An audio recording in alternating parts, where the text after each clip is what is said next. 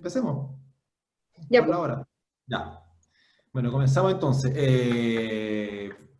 Primero, bueno, bienvenidos y bienvenidas a esta charla sobre, bueno, el sistema de relaciones laborales argentino y cómo se ha estructurado este sistema y el movimiento sindical en particular en el marco de la pandemia. Antes de comenzar, me gustaría explicar brevemente en qué consiste esta iniciativa. Esta charla es parte de un proyecto de investigación que estamos desarrollando acá en Chile, financiado por Fondesit, es un proyecto Fondesit, y el proyecto consiste básicamente en una comparación entre Chile y Argentina de los modelos de relaciones laborales y de los patrones de conflictos que se estructuran a partir de esos modelos.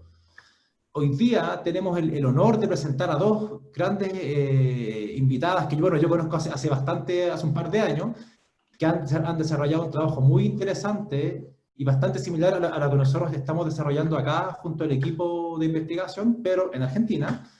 Y bueno, las invitadas son Clara Marticorena y Lucila Durso. Clara es investigadora adjunta del CEIL de CONICET y docente de la Facultad de Ciencias Sociales de la Universidad de Buenos Aires. Lucila es docente de las Facultades Sociales de la Universidad de Buenos Aires y de UNICEN.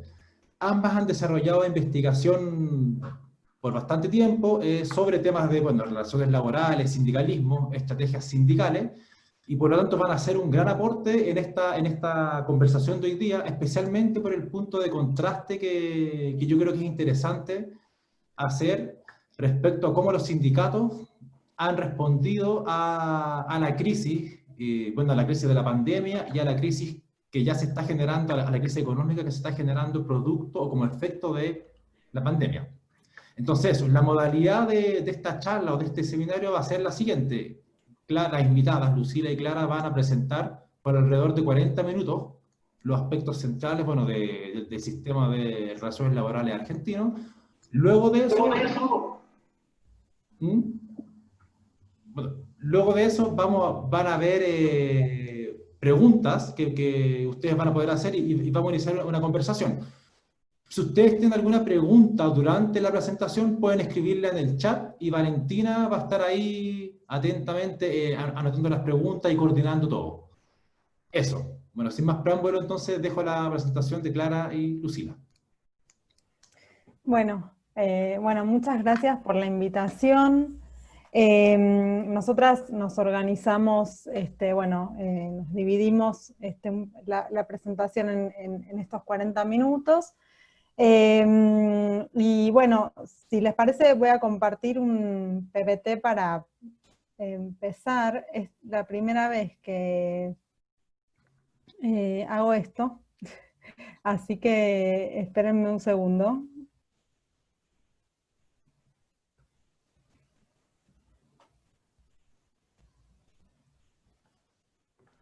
Supongo que no se debería poder ver mi computadora, pero vamos a ver si se ve bien.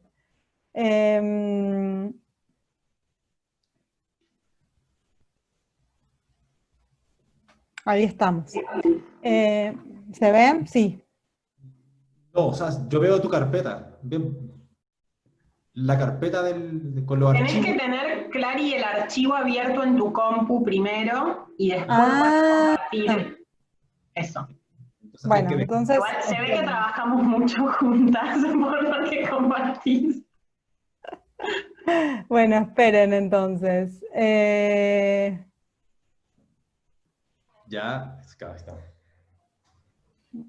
Voy igual mientras voy haciendo esto. Entonces, un poco la idea de la presentación que preparamos, en la primera parte, sobre todo, yo voy a plantear algunos rasgos centrales del modelo de relaciones laborales en Argentina, justamente porque tiene distintos puntos, digamos, diferentes respecto del modelo chileno. Y luego la idea es sí avanzar en algunos, por lo menos en mi caso, algunos rasgos de la negociación colectiva en el contexto de pandemia. A ver, ahora ya abrí el archivo, entonces tendría que poder compartirlo, ¿no? Acá estoy.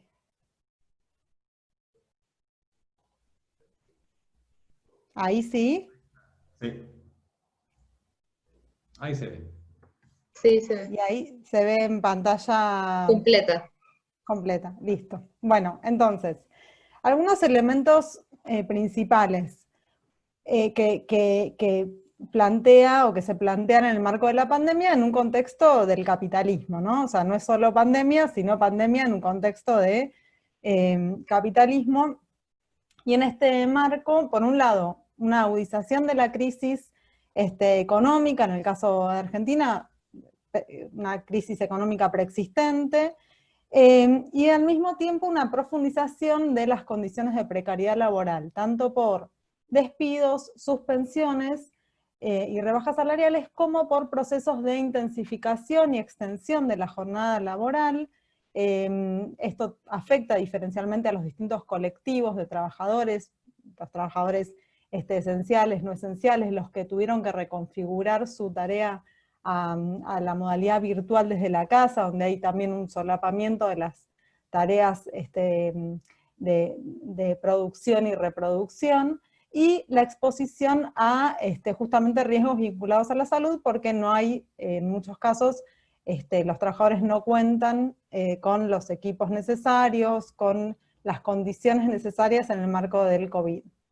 Y en este contexto, como elementos que podemos ir adelantando, que uno puede empezar a visualizar, son algunas formas de profundización o de avance en el deterioro de las condiciones de trabajo, que de algún modo reactualizan intentos de flexibilización laboral que hasta el momento en Argentina no habían sido tan fructíferos para los sectores patronales, como fue el intento de avanzar en la reforma laboral en el 2017 y 2018, que fue frenado. Sin embargo, sigue siendo un punto en agenda para las patronales, e incluso el ministro de Trabajo ha planteado, el actual ministro de Trabajo, ha planteado en algunas entrevistas que hay que actualizar los convenios colectivos de trabajo, lo cual es todo un problema y abre esta puerta a la profundización de las condiciones de flexibilización laboral,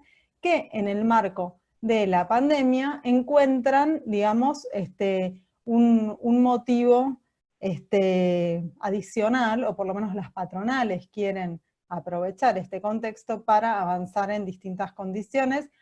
Entre ellas, la cuestión del teletrabajo, que no solo se está discutiendo como una situación en el marco de la emergencia, sino como una posible reconfiguración de distintas actividades o partes de actividades dentro de empresas y demás. Y en este contexto, lo que podemos ver son distintas estrategias. Por un lado, sectores de la cúpula sindical tradicional, la CGT claramente, pactando tanto con sectores patronales como con el Estado ciertas condiciones que habilitan el avance y el mayor deterioro de las condiciones de trabajo, y al mismo tiempo sectores combativos o trabajadores de base que protagonizan distintos conflictos, pero en un contexto que, de vuelta, es un contexto complejo para la acción y la organización de los trabajadores, y en este marco de por sí plantea una dificultad para el desarrollo de reivindicaciones.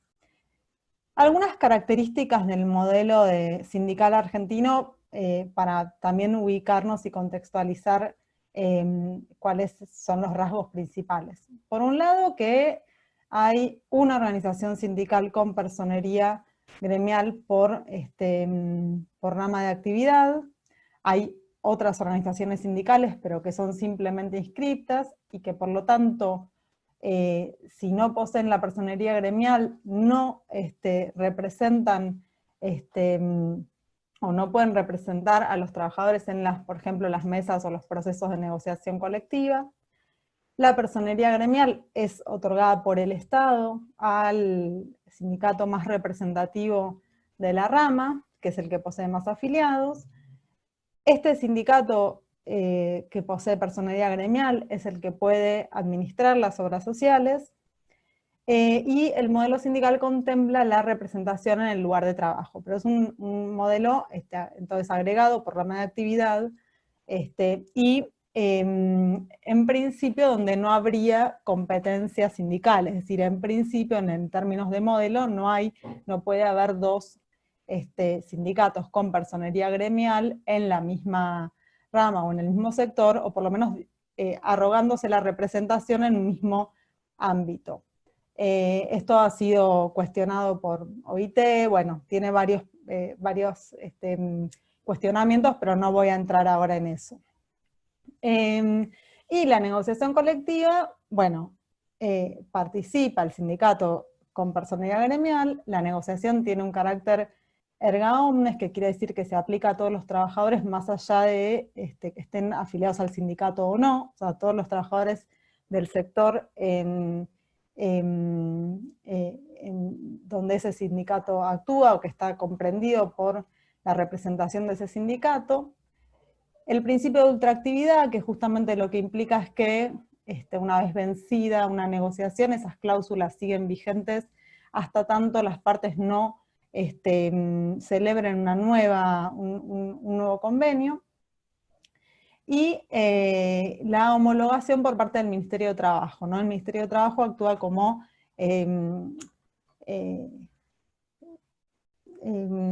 autoridad de aplicación. ¿Cuál es la perspectiva de la cual vamos a analizar o venimos trabajando la negociación colectiva? Bueno, ubicándola, inscribiendo la negociación colectiva en el marco de la lucha de clases. Y en este marco, la estructura, la dinámica, los contenidos de la negociación expresan y reflejan la correlación de fuerza entre las clases, entre capital y trabajo fundamentalmente, y los cambios a lo largo del tiempo, con lo cual hay una necesidad de historizar, ¿no? Esos cambios en la negociación colectiva, y la importancia que la negociación colectiva nos puede... que tiene también para analizar las características, las condiciones de esa relación de fuerzas, ¿no? Acá, esto es un gráfico que presenta la evolución de la negociación colectiva en la Argentina, mostrando justamente el aumento que tuvo, sobre todo a partir del 2004. Este aumento tiene que ver no solo con la mayor capacidad de movilización que hay, sobre todo a partir de la crisis del 2001 y de las movilizaciones del 2001, hay un consenso neoliberal que entra en crisis y movilizaciones populares que hacen o que vuelven a apelar a la disputa, digamos, entre capital y trabajo, pero también el retorno, digamos, de un esquema o de una situación de inflación en distintos momentos, que se acelera sobre todo a partir del 2007-2008, y en ese contexto también el dinamismo de los acuerdos periódicos para los trabajadores intentan no perder tanta capacidad adquisitiva a través de la negociación colectiva. Acá podemos ver claramente el peso de los acuerdos, ¿sí? Sobre los convenios, que son acuerdos principalmente salariales, ¿no? Con algunos elementos, algunas condiciones, alguna cuestión de turnos, alguna cuestión de contratación, pero en general principalmente salariales. Y aquí, digamos, cuál es la estructura de la negociación colectiva predominante, que tiene un fuerte predominio de la negociación a nivel de empresa.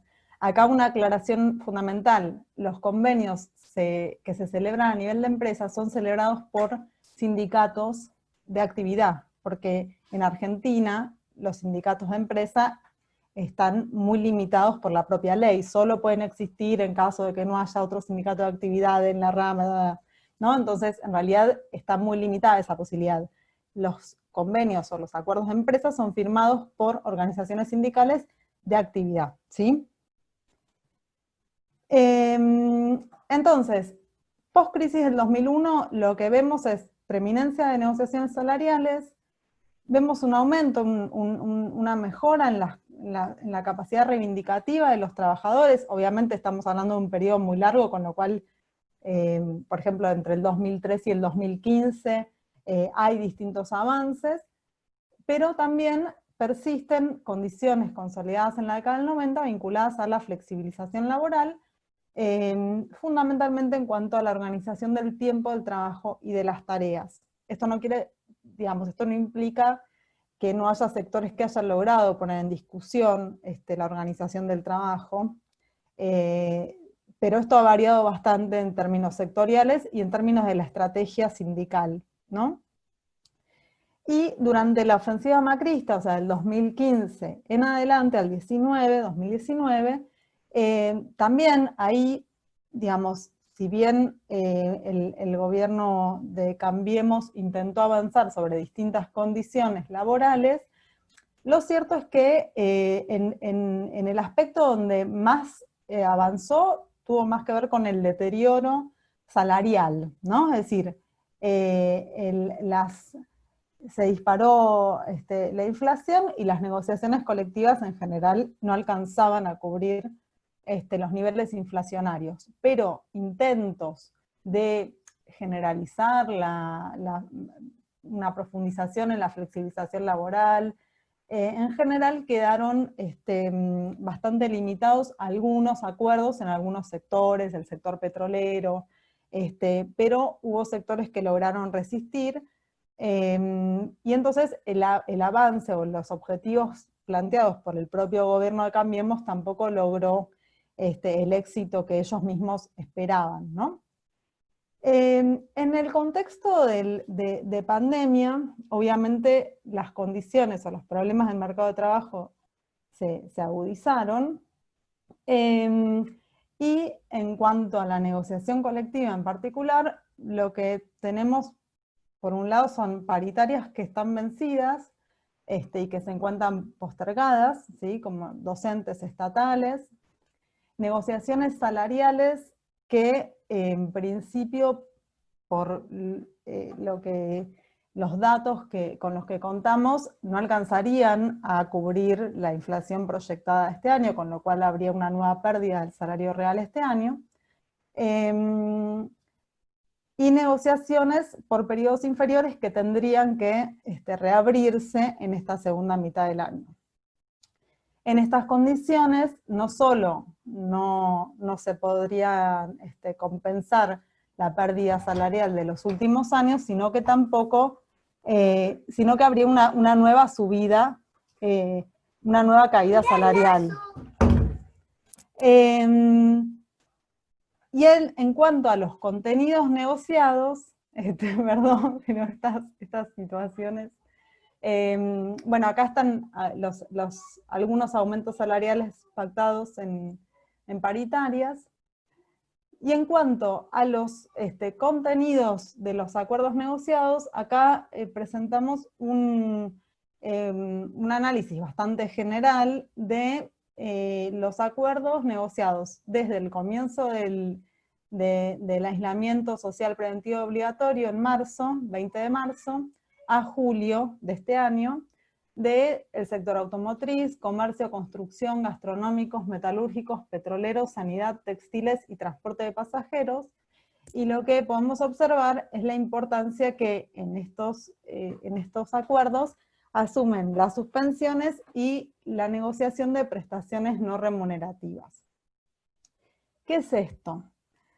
El gobierno dispuso una medida, un decreto de prohibición de despidos y suspensiones, pero en ese mismo decreto habilitó la negociación de suspensiones bajo un artículo específico de la Ley de Contrato de Trabajo, que habilita las suspensiones por razones de fuerza mayor y el pago de una asignación no remunerativa a ese personal suspendido. Este pago no remunerativo lo que quiere decir es que no, digamos, no se devengan aportes ni contribuciones de ese pago, no cuenta para la indemnización, aguinaldo, etc. Y es un porcentaje del salario neto de esos trabajadores. Este porcentaje de los acuerdos analizados, por ejemplo, hay un acuerdo de petroleros privados en el cual ese porcentaje era el 60%. Hay otros que es del 75%, del 80%, pero bueno, digamos, a través de la negociación colectiva se incorporaron y se, digamos, legalizaron, ¿sí? Las suspensiones y las rebajas salariales. E incluso en algunas negociaciones se define explícitamente que las empresas pueden restar de esta suma los beneficios que obtienen los trabajadores a través de otra compensación que establece el Estado salarial, y en ese caso justamente el aporte o lo que tienen que pagar las empresas es incluso menor. Con lo cual, justamente lo que uno puede ver es que, por un lado, digamos, a través de la negociación colectiva se establecen estas condiciones, y que este decreto de prohibición de suspensiones y despidos en realidad, bueno, no fue, digamos, en el mismo decreto se incorpora la posibilidad de las suspensiones, y en el marco también de un acuerdo entre la Unión Industrial Argentina, que es la principal cámara empresaria del sector industrial, y la Confederación General del Trabajo, se establece un acuerdo respecto de estas suspensiones y estas prestaciones no remunerativas, ¿no? Con lo cual, también ahí lo que vemos es cómo esto impacta en un deterioro, ¿no?, de las condiciones de trabajo. Bueno, por mi parte estaría, así que le pasaría la posta a Lucila. Bárbaro. Clary, tenés que dejar de compartir vos, creo. Ah, vale.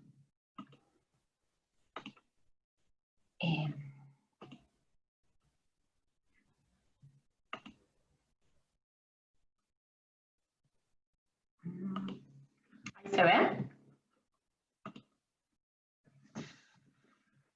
Bueno, voy a retomar algunas cuestiones que fue mencionando Clara, pero me voy a centrar principalmente, quiero correr esto, ahí está, en cuestiones que tienen que ver, en primer lugar, con las normativas que se sancionaron en el marco del ASPO, que es el aislamiento social, preventivo y obligatorio, o dicho en otros términos, la cuarentena. Y luego me voy a detener en cuestiones que tienen que ver con la dinámica de conflictividad laboral en el periodo, que está profundamente relacionada con la dinámica de la negociación colectiva, que es lo que presentó recién Clara. Sucintamente, después en todo caso lo podemos retomar, pero estas 7 son algunas de las principales medidas que tomó el gobierno en el marco del ASPO, de la cuarentena de la pandemia. En la columna normativa se ve la normativa inicial que dio inicio a cada uno, digamos, de estos puntos. Estas normativas luego fueron siendo prorrogadas, ¿no? En primer lugar está el ingreso familiar de emergencia, que se trató de una prestación monetaria no contributiva de 10.000 pesos. 10.000 pesos estamos hablando más o menos de $133 a valor oficial del dólar, que se pensó para pagarla por única vez en el mes de abril, pero bueno, dada la situación se resolvió mantener el pago de esta contribución. Pero me interesaba recuperarlo, nos interesaba recuperarlo principalmente porque el ingreso familiar de emergencia está dirigido a trabajadores informales, desocupados, monotributistas que vienen a hacer cuentapropias de las categorías más bajas. Y buscando los datos, ¿no? La primera vez que se abre la apertura del IFE, el gobierno planificó dárselo a 3.600.000 hogares, ¿no? Y en esa primera vez se anotaron 10 millones de personas. O sea, estamos hablando de un número importante de personas que se encontraban en esta situación. Finalmente lo recibieron 7.800.000 hogares.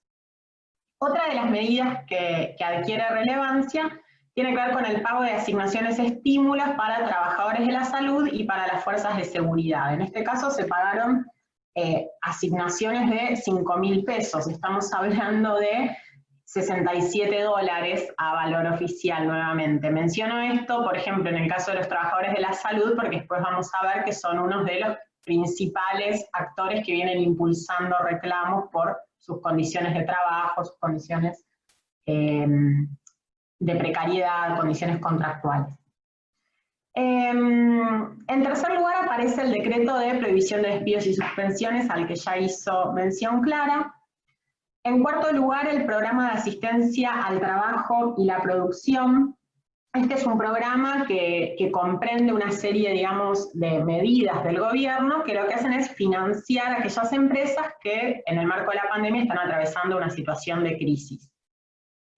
No voy a ahondar, digamos, en las características del ATP porque además presentó distintas fases que fueron cambiando mes a mes según también las actividades que se iban habilitando para su funcionamiento, pero resumidamente tiene como tres grandes ejes. Por un lado, el gobierno subvenciona una parte del salario de los trabajadores, por otro lado, a las empresas, por otro lado, se otorgan créditos a tasa cero o a tasas muy bajas, también para monotributistas, para pequeños contribuyentes, y en tercer lugar, el otro elemento que presenta el ATP es una reducción de las contribuciones patronales, una reducción del 95% de las contribuciones patronales. Luego tenemos una prórroga y un aumento de las prestaciones por desempleo. El punto 6 reviste importancia porque es un DNU, el DNU 714 del 2020, a través del cual este concepto de ASPO pasa a ser denominado DISPO, ¿no? Que ya deja de ser un aislamiento social, preventivo y obligatorio y pasa a ser un distanciamiento. En el marco de este distanciamiento, uno de los puntos en el artículo 6 de este decreto es que, bueno, las actividades económicas que se van habilitando y que las empresas pueden, digamos, comenzar a realizar nuevamente, bueno, tienen un requisito y es que las patronales, los empresarios tienen que presentar un protocolo, ¿no? Un protocolo de seguridad laboral, de higiene laboral, para garantizar justamente condiciones de salud y seguridad laboral para los trabajadores. Después vamos a adentrarnos un poquito en eso. Y finalmente el punto 7 con signos de pregunta, que es licencias pagas por cuidado, ¿no? Porque el 24 de junio circuló una resolución conjunta del Ministerio de Trabajo y del Ministerio de las Mujeres, Géneros y Diversidad, donde decía que se iban a habilitar licencias pagas por cuidado para los trabajadores y las trabajadoras que tuvieran a su cargo el cuidado de menores, de adultos mayores, etc. Bueno, esta resolución finalmente no fue publicada en el boletín oficial, es decir, hoy por hoy no está vigente, y esto fue así justamente por una presión por parte de las patronales, por parte de las empresas que resistieron a mantener el pago de los salarios o mantener el pago de licencias para las tareas de cuidado. Así que por el momento no sabemos bien cómo va a entrar en funcionamiento esta regulación. Ya adentrándonos en esta cuestión que tiene que ver con los protocolos, que era lo que mencionaba anteriormente, bueno, en el marco del DISPO, del distanciamiento social, preventivo y obligatorio, se aprobaron 43 protocolos de seguridad laboral, protocolos sanitarios, en el marco del COVID.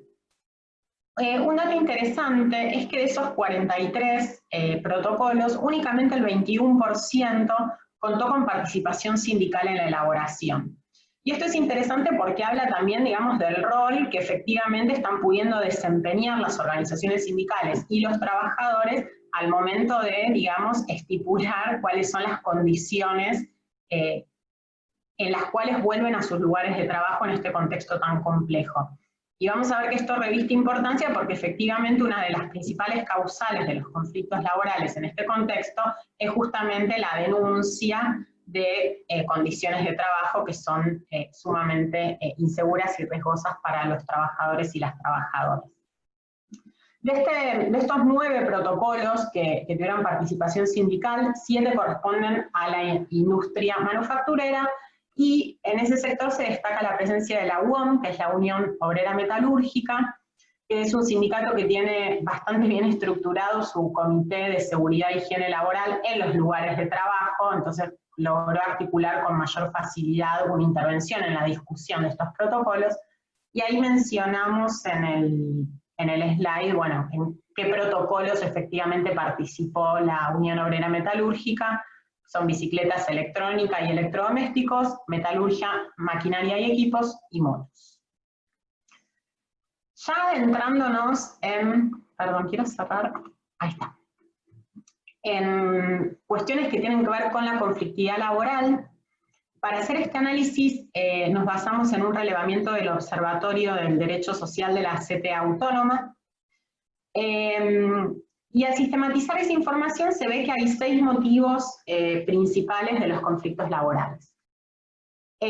Por un lado, y en primer lugar, el 30% de los conflictos laborales se debieron a reducciones totales o parciales del salario y o quita de derechos, lo cual está profundamente relacionado con lo que mencionaba antes Clara de cuál es justamente el contenido predominante en la negociación colectiva. Estamos hablando de trabajadores a los cuales se les reducen sus salarios de forma total o parcial, justificados por una cuestión que tiene que ver con la reducción de la producción. En segundo lugar, los conflictos laborales se debieron a condiciones de salud y seguridad laborales, este 26%. En tercer lugar, aparecen los despidos y las suspensiones colectivas, o sea, pese a la vigencia de este decreto, las suspensiones continúan, porque como indicaba Clara, el decreto habilita que se puedan hacer suspensiones en el marco de ese artículo de la Ley de Contrato de Trabajo, y los despidos afectan principalmente a trabajadores precarizados, a trabajadores informales, ¿no? Trabajadores que no tienen un contrato formal y por ende no están cubiertos por la legislación laboral. Luego también tienen 9% en los dos casos los conflictos, por un lado, por contratación de personal y regularización de contratos. Ahora vamos a ver que este es un reclamo impulsado principalmente desde el sector de la salud. Y por la delimitación de las actividades esenciales. En este caso son trabajadores que denuncian que los hacen ir a trabajar justificando que las actividades que realizan son esenciales cuando en verdad no lo son. Y en este sentido hago una llamadita, un asterisco. Estamos analizando datos únicamente de los meses de marzo y abril, aún no hay datos disponibles ni del Ministerio de Trabajo ni del Observatorio, o al menos no son públicos, para digamos, los meses más recientes. Entonces, cuando hablamos de delimitación de actividades esenciales, es porque en un primer momento el gobierno habilitó solamente algunas actividades, aquellas, por ejemplo, destinadas a la producción de alimentos o actividades que tenían que abastecer al sistema de salud, por poner algún ejemplo. Y un 2%, que igual reviste importancia, corresponde a prácticas antisindicales. En este caso, estamos hablando de trabajadores que denuncian despidos, suspensiones o penalizaciones por el hecho de organizarse, resistir a justamente esta serie de atropellos que operan en los lugares de trabajo en el marco de la pandemia. Bien, y en este gráfico lo que podemos ver es cómo varían los tipos de reclamos según el sector de actividad. Y lo interesante es ver que los reclamos varían, obviamente, según las especificidades propias de cada sector y según las características de los procesos de trabajo, ¿no? Entonces, en este sentido, tenemos, por ejemplo, en la industria manufacturera, el principal motivo de los reclamos, este 33%, fue por la delimitación de las actividades esenciales. Acá encontramos conflictos, por ejemplo, donde trabajadores de Georgalo, que es una fábrica que se dedica a la producción de golosinas, denunciaban que en los primeros días en los que se decreta la cuarentena, sus patrones los hacían ir a trabajar a la fábrica, aduciendo que era una empresa del rubro de alimentación y que por ende era esencial. Pero luego también tenemos reclamos que tienen que ver con los motivos que mencionaba Clara: reducciones totales o parciales de salario y quita de derechos, despidos y suspensiones, digamos, aparece como un variopinto de reclamos, y también tienen relevancia las cuestiones vinculadas con la salud y la seguridad laboral. Y esto se vincula con lo que decíamos antes, ¿no? Hoy por hoy los protocolos que están controlando o que deberían garantizar las condiciones de trabajo, de salud, de seguridad laboral en los lugares de trabajo, fueron mayoritariamente elaborados por cámaras empresarias sin participación de los trabajadores, que son después los que salen a denunciar desde la falta de alcohol en gel en los lugares de trabajo hasta que no están dadas las condiciones para mantener la distancia física necesaria.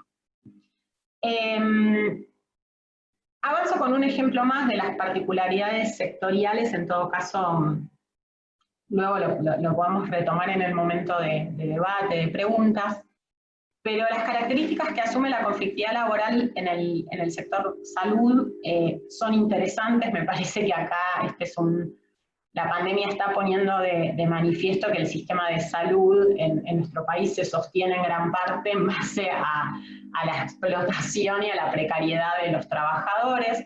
Digamos, tenemos un 47% de los reclamos en este sector, esta barrita verde, son por contratación de personal y regularización de contratos. Lo que estamos viendo es que principalmente en el sector público de la salud, los trabajadores denuncian que en el marco de la pandemia hubo obviamente una intensificación de sus jornadas laborales y que no dan abasto, ¿no? Esa es un poco la denuncia que aparece, ¿no? O sea, acá falta personal, faltan enfermeros, faltan médicos, falta personal de limpieza. Y esto es importante señalarlo, muchos de estos conflictos los impulsan concurrentes o residentes, que son trabajadores médicos recién recibidos. En el caso de los concurrentes, por ejemplo, no cobran salario por la labor que realizan. Bien, en el caso de la salud también tienen importancia, obviamente, los conflictos para denunciar condiciones de salud y seguridad laboral. Acá en este caso proliferaron conflictos que denunciaron la falta de insumos básicos como barbijos, guantes y bueno, ya insumos con una complejidad más elevada como respiradores. Bien, por último, después en todo caso, como decía, podemos retomar algo de este análisis sectorial que hicimos, pero me interesa recuperar algunos conflictos destacados en este marco y que obviamente reflejan o nos permiten profundizar en esta tendencia más general.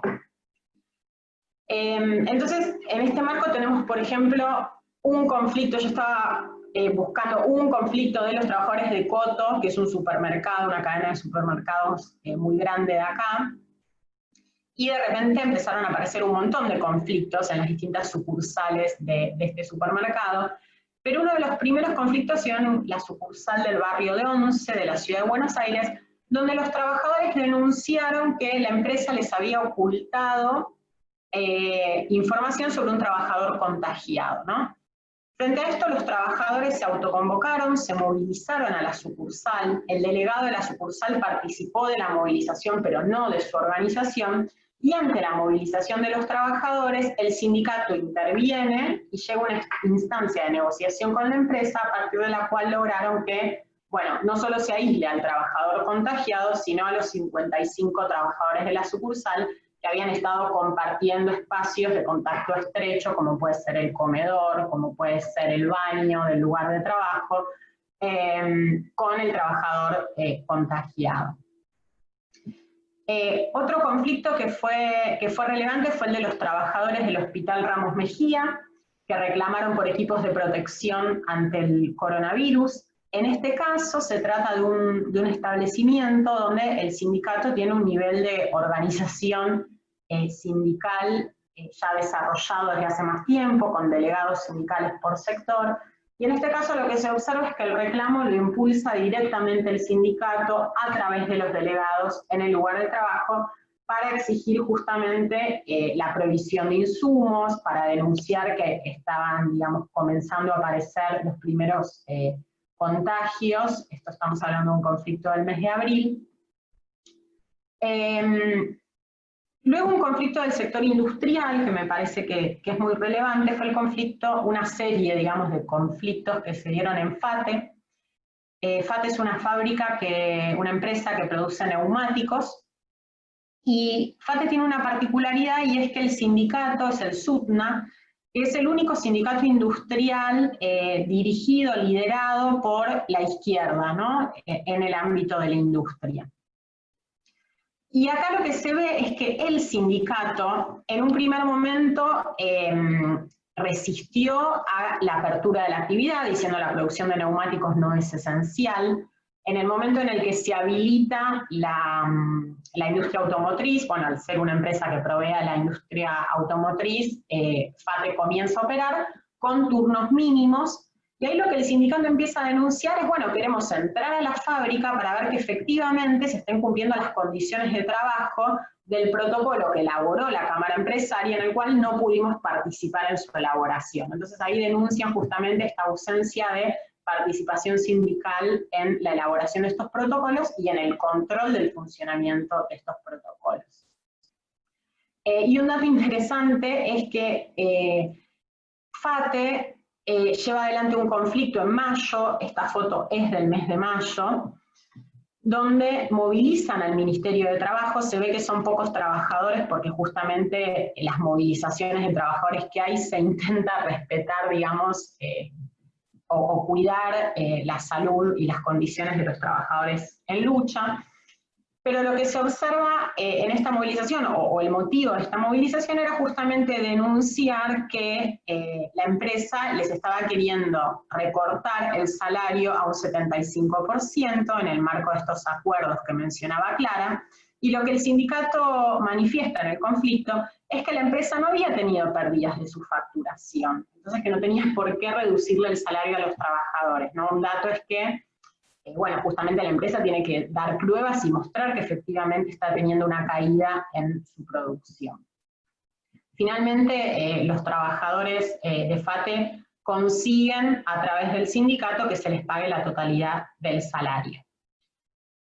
Y por último, y ya con esto termino, espero estar bien de tiempo, perdí un poco el control, tenemos un conflicto que no aparece en los relevamientos del Observatorio del Derecho Social de la CTA, pero me parece que era importante traerlo a colación, que es el conflicto de los trabajadores de delivery a través de plataformas, que impulsaron distintos conflictos laborales. Este que traemos hoy acá tuvo que ver con una concentración en el Obelisco y una caravana en las bicicletas con las cuales trabajan hasta el Ministerio de Trabajo, para reclamar un incremento salarial del 100%, para reclamar por mejores condiciones de trabajo, para denunciar la muerte de trabajadores, porque obviamente, como está sucediendo en distintos puntos del mundo, el trabajo de estos trabajadores se intensificó en el marco de la pandemia.